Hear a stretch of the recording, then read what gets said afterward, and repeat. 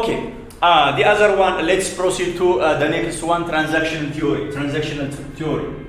Transactional theory. Here, there is a punishment and reward. Reward. What does it mean? The leader showed the way. He tried to explain his demand from his employers or followers. So, as an employer, as a follower, you have to try to meet the demand or the requirements of the boss. So, if you achieve, there is a reward. If you are unable to achieve, there is a punishment. In short, we can understand transactional theory through such kinds of explanation. The next one is servant leadership theory. Servant leadership theory. Servant leadership theory. Servant leadership theory. As you know, that servant leadership theory is coined by Jesus Christ. For the first time, he shows what servant leadership looks like. So this is a great and influential theory in nowadays, especially if such kinds of theories are applied in church environment. It's very much important. Personally, if we compare and contrast different theories of leadership, I don't know which one is equivalent for servanthood leadership theory in church areas. There is no more than this theory in the church. Anyways, when we say servant leadership theory, it's a philosophy that leaders should be servant first. Leaders are not a master. At the very beginning, leaders should be servant first. Leaders should be servant first. It suggests that leaders must place the need of followers. By the way, followers have their own need, have their own needs. So, servant leaders, most of the time, they try to figure out what are the needs of my follower, figure out the needs of followers. Then, as much as possible, they try to fulfill the needs of their followers. So, what we have to understand is, under servant leadership theory, this theory postulates or suggests or recommended that leaders must spread the need of followers, customers, and the community ahead of their own interest in order to be effective. As a leader, if you need to be effective under this concept, first of all, you have one mission, you have one goal, the goal which you need to achieve. So, in order to achieve your own goal, or maybe your specific goal is the institutions, the common goal of the institution. If you want to achieve this one as a leadership, first of all, you have to you have to make free the followers. Unless you did this, you did this one, it is impossible, or it will be a mountain. It will be pushing a mountain for you to achieve that your common goal, right? So, if you need to achieve this common goal at the very beginning, you have to figure out and solve the difficulties, the problems of your followers. Then they give yourselves for you, at the same time for the institution, the company.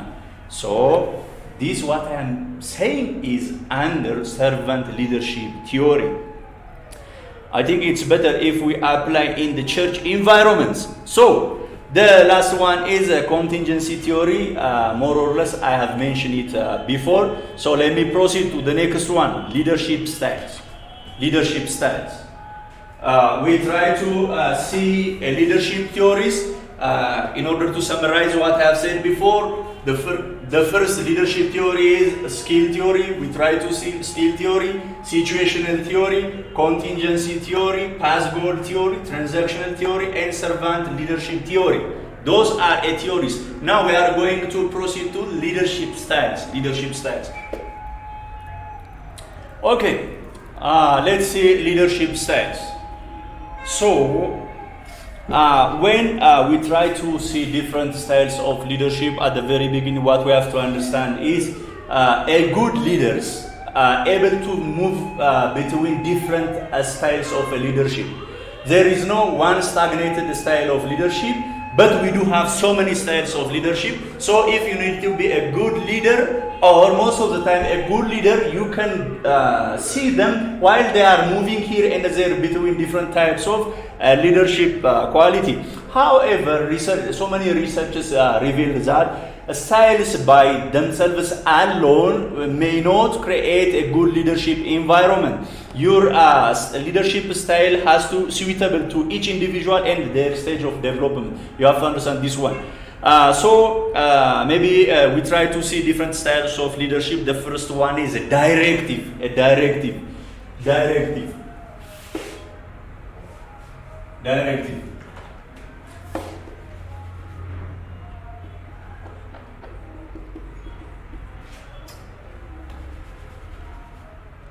Leadership styles.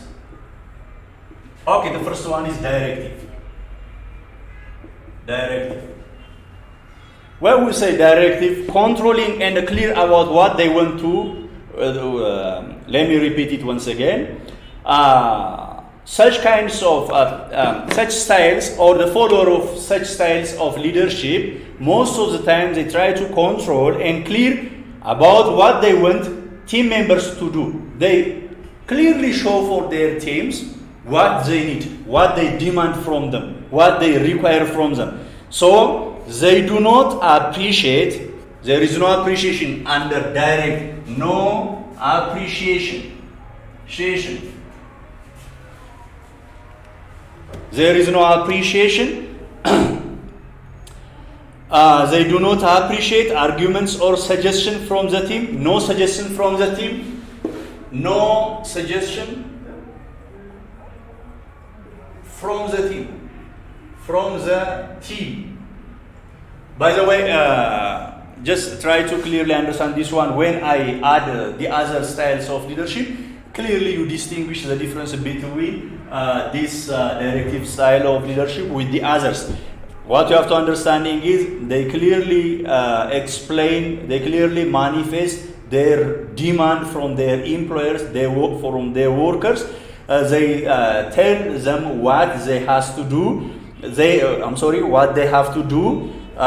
They do not appreciate or arguments or suggestion from the team. These styles suits for inexperienced staff. What you have to understand is, if there is no appreciation, if there is no suggestion, acceptance of suggestion from employers, from the followers, frankly speaking, it is difficult for experienced people, because experienced people have so many thoughts. They have so many things to share for the company, for the leaders. So it is difficult for such kinds of individuals.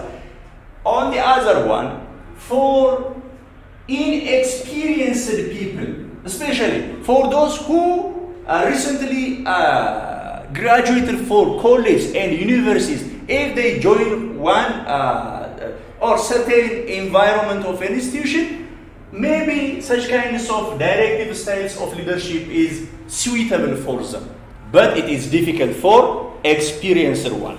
Let me proceed to the second styles of leadership: coaching.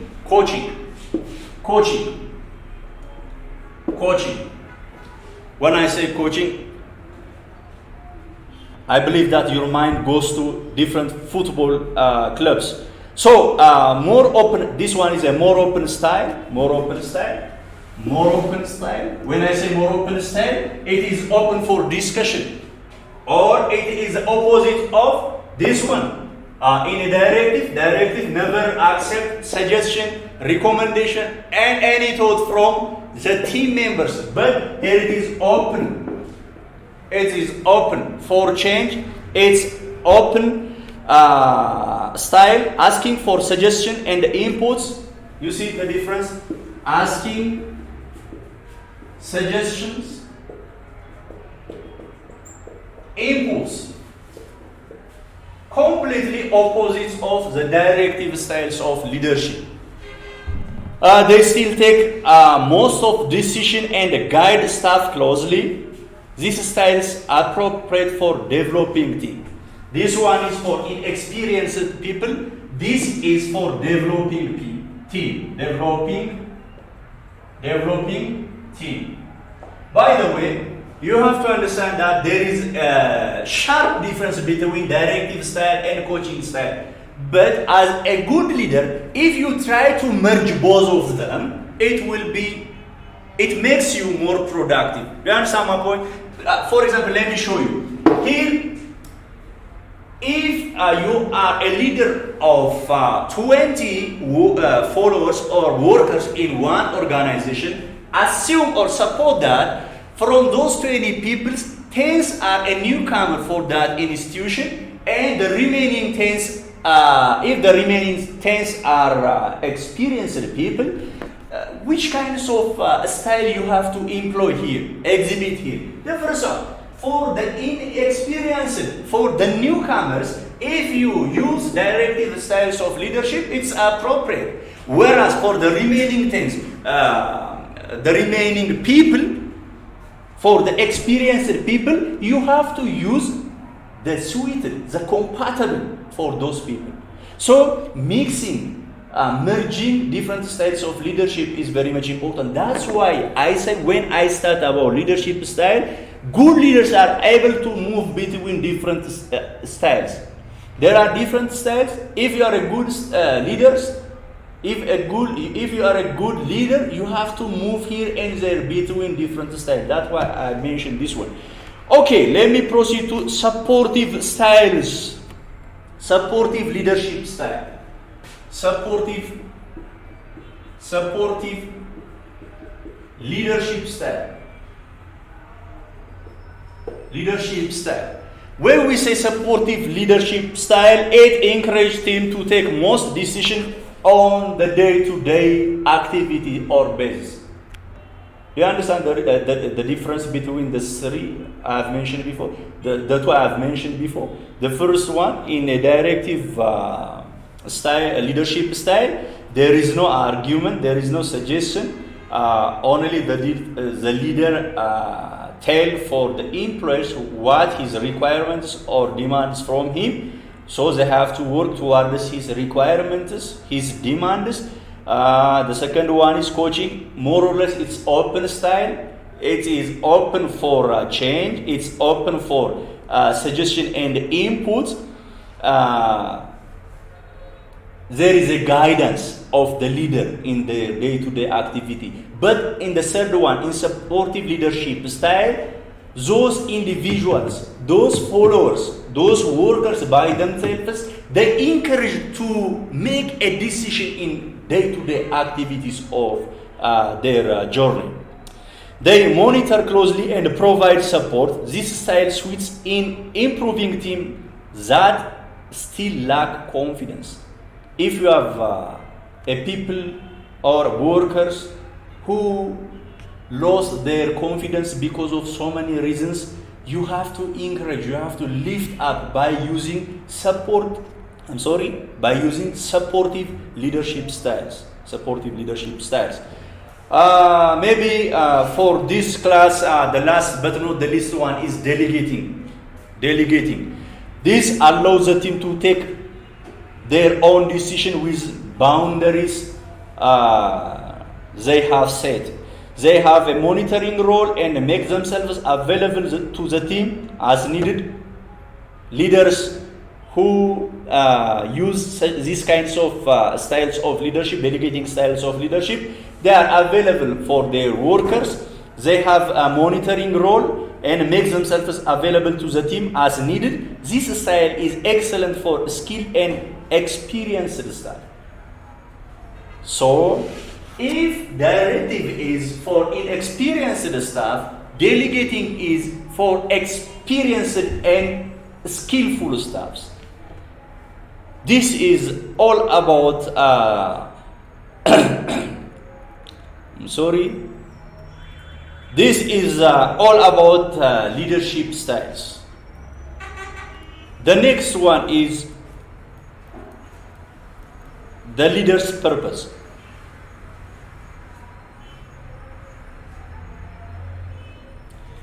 What do you think? What is the importance of purpose? As you know that purpose is very important thing. If you want to do something, forget about leadership in every aspects of our activity. If you need to involve to some activities, first of all, you have to see what is the purpose of this one. If you believe, if you trust the purpose of it, you give yourself for that activities. So most of the time, or we can say that oftenly, we die and live for our purpose. Do you understand? Yeah, our purpose is a significant situation for our existence. So the leader's purpose, when we say the leader's purpose, it's an important part of describing anything is to look at its purpose. This is especially appropriate for leadership. In exploring leadership purpose, we should first differentiate the term leader and leadership. In order to highly involve in this activity, especially in the concept of leadership, first we have to separately see what leader and leadership looks like.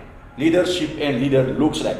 The first one, when we say leader is a person who leads a particular group at a particular time.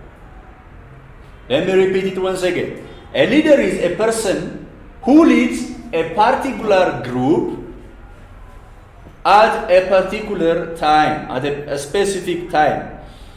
Leadership is much broader than multi-dimensional concept. For example, there is a scholar or a personality who is known as John Adair. He said that leadership does not have to rely on one person. Leadership, see, by the way, in short, we can say leader is an individual, but leadership is a process, right? So if leadership is a process, he never rely only on one person. There is so many activities. There are so many individual peoples in a leadership activity or a system. So this is a very important concept that leadership can be shared and that leaders does not necessarily have to be actively leading all the time. So the other point is a leader's responsibility is to ensure that there is appropriate leadership of some sorts to all times, but a leadership does not always or necessarily have to be provided by the main leader. Here, the main leader refers to the overall ultimate leader of a given group or situation. So, this is what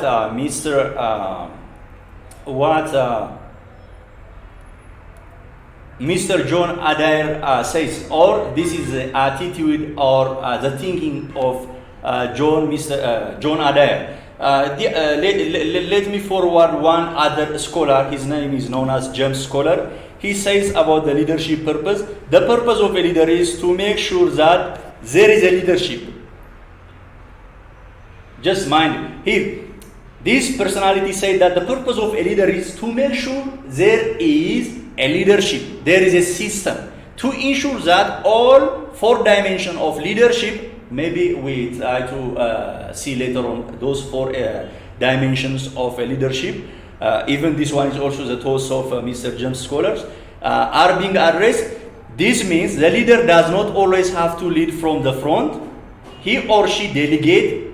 You see how much delegation is important in a leadership for so many things. So when we try to sum up what is the purpose of a leadership, or what is the purpose, we have to identify, we have to picture-wise put clearly what the purpose of what we are going to touch or address it. So The fifth subtopic is team building. Team building. When we see a team building,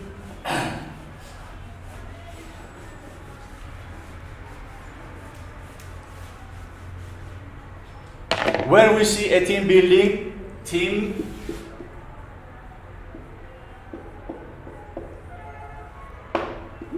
what do you think about the team building? What does team building means?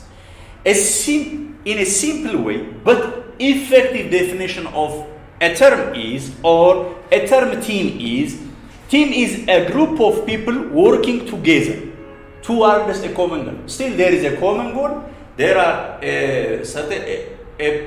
people here, a group of people who are working to achieve this common goal. So this is a group of people who are participating or engaging in one activity to accomplish this a particular objective. It is known as a team. So how can we build effective team or effective team building? When we say a team, it is a group of individuals, it's a group of people who try to accomplish one common goal. When we say effective team building, it is we are talking about the process of building. So team building is a process of enabling the team to achieve a common goal. If you need to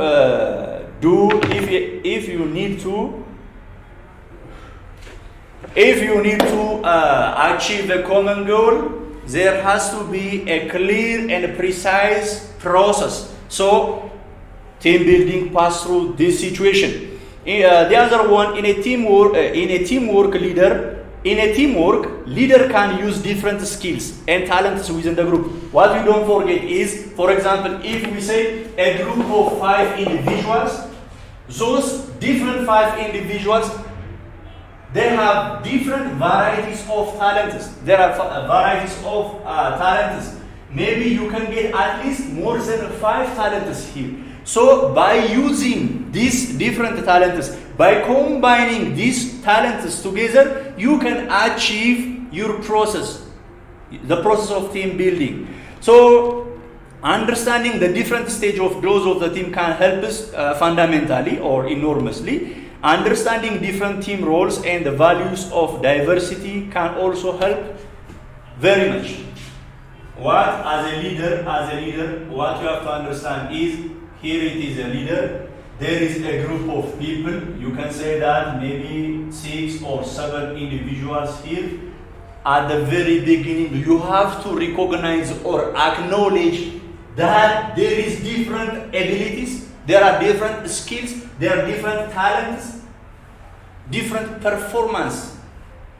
Since there are a diversity, even if we try to see the language they are going to speak, you may get more than 5 or 6 languages. So this is an asset for an institution, right? So you have to acknowledge, recognize as a leader. If you acknowledge and understand the value of diversity and different team roles, you will be benefited a lot from this activity. The other one regarding the teamwork can be used to resolve conflicts or to form strong and trusting working relationship if carried out sensitively.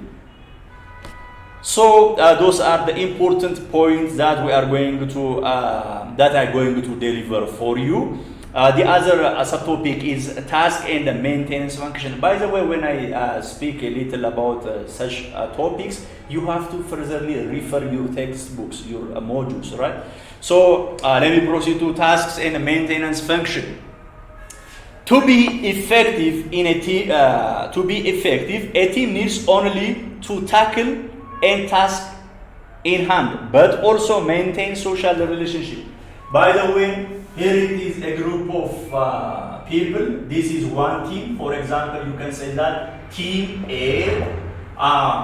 If this team A or team X faced with some difficulties here, if there is some difficulties here, you have to solve this problem in the first time, or avoid what the word difficulty. If there is a task here, if there is a task, your priority is to address this task. It's mandatory. Beside accomplishing this task, in other way, we can say that you have to, as a leader, you have to maintain the social relationship between these individuals. What is their horizontal relationship looks like? What is the vertical relationship with their leaders looks like? Most of the time, if you need to be a good leader, try to avoid systematically a vertical relationship.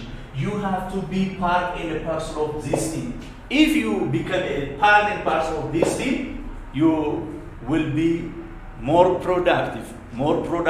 So your focus as a team leader, you have to focus to maintain the social responsibility, the task, and the groups of individuals. So having this in mind, let us see 5 stages of group development. Five stages of group development. The very important stage each and every group has. You can see as a political group, a church groups, home cell groups in the church, all passes through these 5 stages of team development. 5 stages of team development. 5 stages of team development. Okay, let us proceed. Sorry. Before directly we try to see those 5 stages of group development, let me say something on developing the team. How can we develop our team? Teams are, as you know, that made up of individuals who have different outlooks, abilities, and so on. Some may find tasks you have allotted to them are challenging and they may need support. Yeah. As I've said before, there are a group of individuals in one group or in team. If you forward a task, some may be easily understand what we are saying, but it may be difficult for the other individuals. So this time as a leader, you have to be supportive this area. So the most effective way of developing people is to ensure that giving a regular feedback in a day-to-day activity. If a leader gives a positive and constructive feedback, by the way, if what I'm saying right now is wrongly translated, it will be difficult for the leaders. You know why? Because if you follow the footsteps of any individuals and discuss always, it is frustrating for individuals or the followers. But by overpassing the wrong one, if you most of the time encourage and give the constructive idea for them, it will be productive. Just try to understand through this way. So let us proceed to the 5 stages of team development. The most common stage model that explained is the first one is forming, storming, norming, performing, and adjuring. Let me discuss a little bit about this. The first one is forming stage. Forming stage. Assume that there are a group of people, or if you're a teacher, assume that your teacher gave you an assignment. It's a group assignment, and you build a group of 5 individuals. You have one leader. Assume that. Suppose that, just think from those individuals. If you try to choose one's leader, all of them are shy because they may not know each other. They become polite for some reasons. There is also reservation in the forming stage. Polite but untrusting each other. They may not trust each other. They see each Other, generally speaking, there is no trust when we build a team. This is the first stage. In the forming stage, polite but untrusting, formalities are preserved and members are treated as strangers. They saw each other as strangers because what you have to understand is they had no any communication before.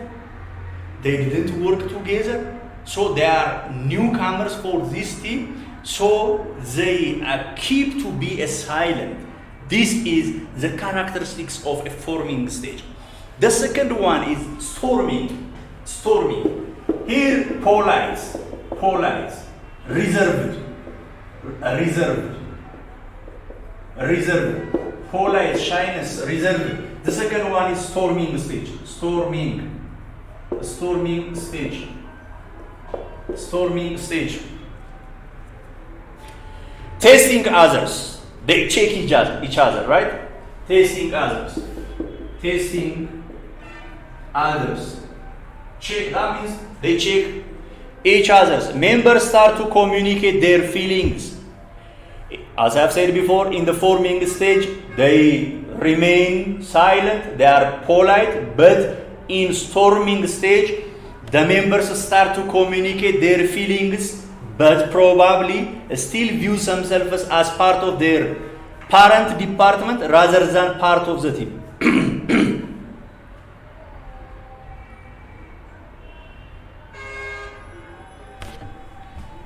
For example, let me give you one concrete example. My example goes to church. If you build a team of group X, and the members came from, for example, from evangelism department, from teaching department, from prophetic department, from pastoral department, and so on. If there is a apostolic, anyways. Okay, so if evangelism department has one representative and this teaching one representative, those prophets one representative, and assume that you have five peoples in group X. So if as a leader, when you forward one concept or one idea, they try to see from their points of view. Do you understand my point? There is the body of church here. They belong to the church, but they came from different departments due to this factor. From evangelism department, the one who came from the evangelism department, most of the time try to see from his points of view, from his department, for the benefit, for the merits and demerits of his department, right? The same thing is true also from the teaching department. The rest is also true. So in this, the second stage of storming, they see each other. There is a talking, a discussion, but still that much there is not trusting each other, because as the name indicates, when it's a storming, there is a little bit of difficulties in storming stage. So as a leader, maintaining this stage by knowing this one, maintaining is very much important. So let me proceed to the third one, norming. You can assume that we do have such kinds of graph. So the first one is forming the stage, the polite, the shyness, reserved.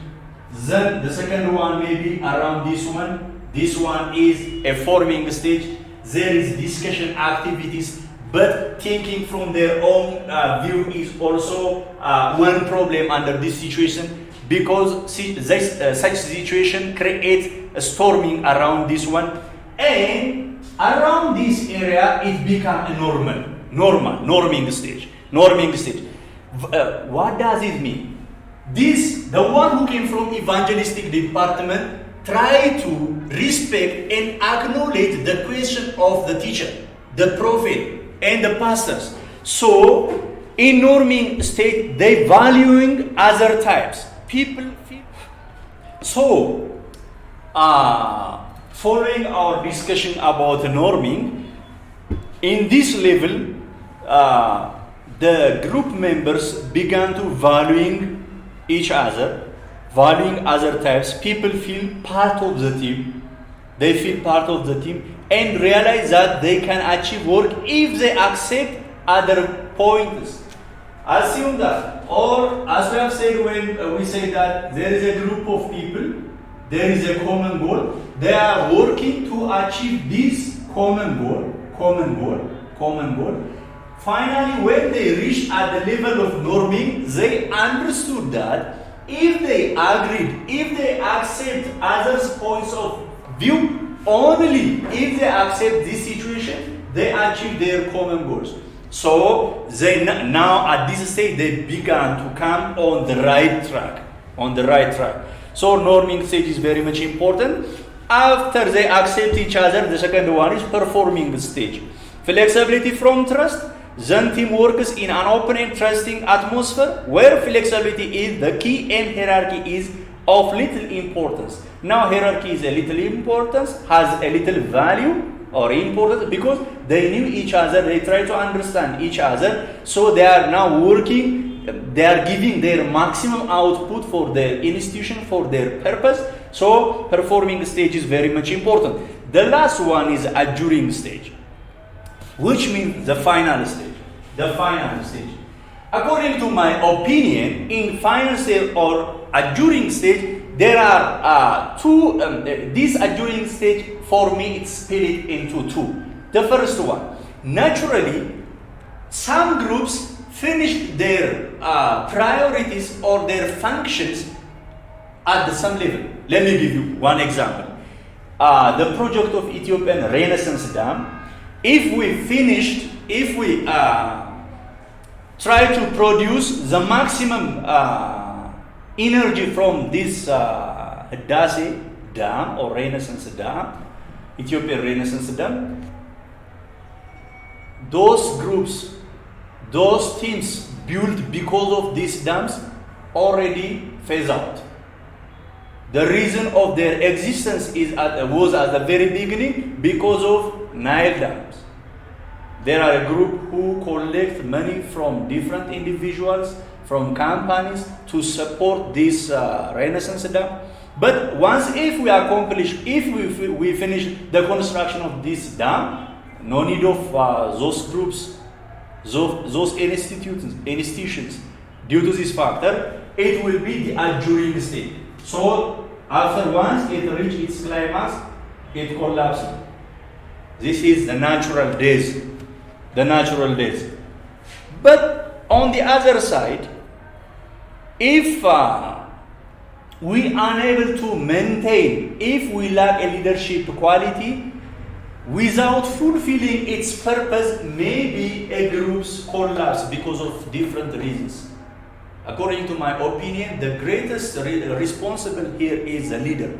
Because of the inefficiencies of leaders and any extra problems, maybe the team or groups can be died. So the last stage is adjuring stage. So in order to summarize, the first one is from 5 stages of team development. The first one is forming, the second one is storming, the third one is norming, the fourth one is performing, and the fifth and the last one is adjuring stage, or in short we can say that the dying stage.